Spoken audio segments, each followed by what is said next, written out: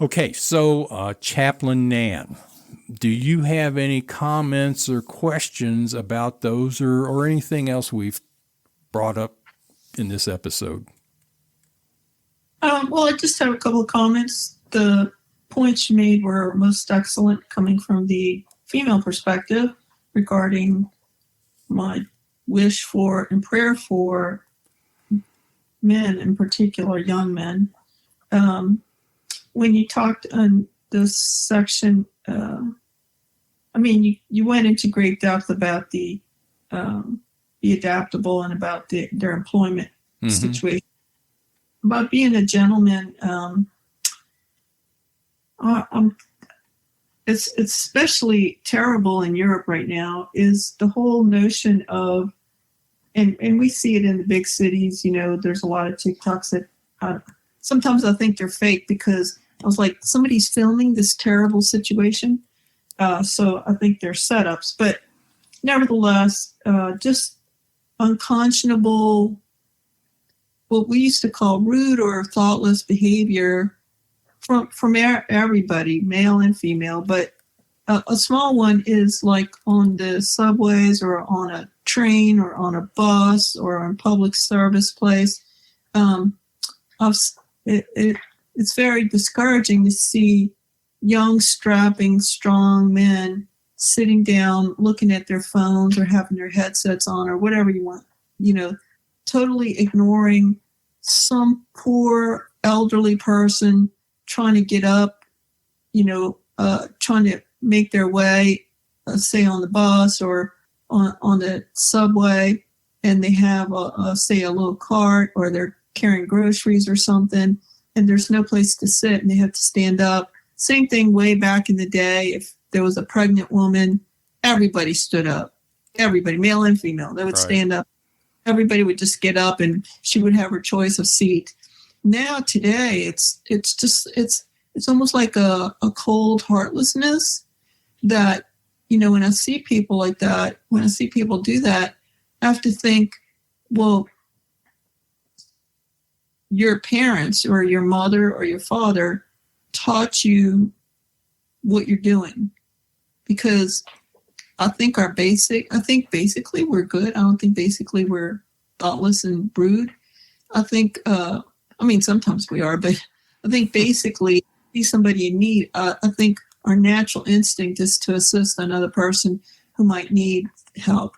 And it seems like it's a coldness that's come over people that's even more intensified to become almost cruel and just, I don't know how to explain it, but the whole men stand up, if an older person or like you said, an infirm person or say a woman who's got two babies in her arm or she's trying to carry the stroller and they just walk right past her or they don't get up and she has to stand up and try and balance herself while the buses or the whatever she's on is moving around. And just that thoughtlessness, I don't know it's like what happened, not to the generation that's doing it, but what hurts my heart is who are the people who raised you, because that's where that thoughtless heartlessness comes from. I mean, some people are raised beautifully and they still turn out to be jerks, but for the most part, it seems to be the generation before the generations we're looking at. I'm like, who are you? What happened to you? Because the generation before that who raised you probably tried really hard to church you, to teach you manners, and you just went about your business scrambling and totally left behind your children who are now adults, who are these thoughtless, almost cruel people. Not everybody, and I don't want to put everybody in a peg, but I think everybody knows what I'm talking about. If you walk in somewhere, you'll see a big guy just push past little women or elderly people and just like in a store. Am I making sense? Oh, yeah. And, I would add to that in terms of who trained you to do that, it may be that your parents were missing in action or just missing, period. And you learned all those manners from your not so great friends. And, in one of our previous episodes, we talked about one of the pieces of advice was be discerning about who you choose for your friends, because bad friends can corrupt good morals. And I think what you're talking about is a perfect example of that. If someone is just run with the bad part of the crowd, they're going to pick up the bad habits of the bad part of the crowd, and being self-centered and selfish like that would definitely be one of the habits I think they might pick up. Oh, while you were talking, it brought to mind, I saw a little clip, and I believe the United States of America prides itself on being the most generous country out there in terms of taking care of others and having a good sort of good neighbor sort of attitude, and we're very, very forgiving. So we have all these qualities that we wish to pass on to others, which seem to not be being passed on. But I saw a little clip about, and I don't know how true or not true it is, but that in the country of Japan, kindergartners, when children, I think it's kindergarten through first or second grade, they do not learn subjects. They learn manners and behavior. And that's all they do. So that, and I really chewed on that. I thought, wow, that might make it actually interesting, another segment maybe, to talk about how at the youngest age they're formed into their shape, their behavior is shaped and formed and instructed so that they have plenty of muscle memory on how to comport themselves naturally without the pressure of trying to learn a subject. And that one learn like what you would call gentlemanly or appropriate behaviors, polite behavior. Then as they get into the next grades, then they start adding the subjects. I found that so interesting. So anyhow, just, if you look at how people comport themselves in other places, some places are horrible and some places are quite astonishingly, for young people, you didn't ever see that here. For older people, that's how it used to be. But maybe we sounded like two crotchety old people talking about the good old days, and maybe they weren't so good. But anyhow, the other comment I wanted to make was in the other portion when you're talking about helping the poor, I thought that was really spot on. And it's a really good point, to be kind to others and to show Christ to others.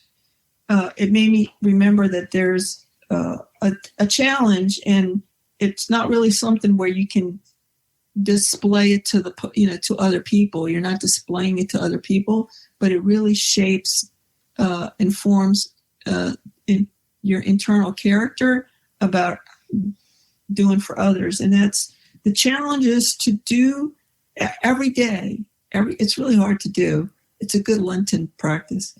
Every day, do something good for someone else without anybody knowing it was you.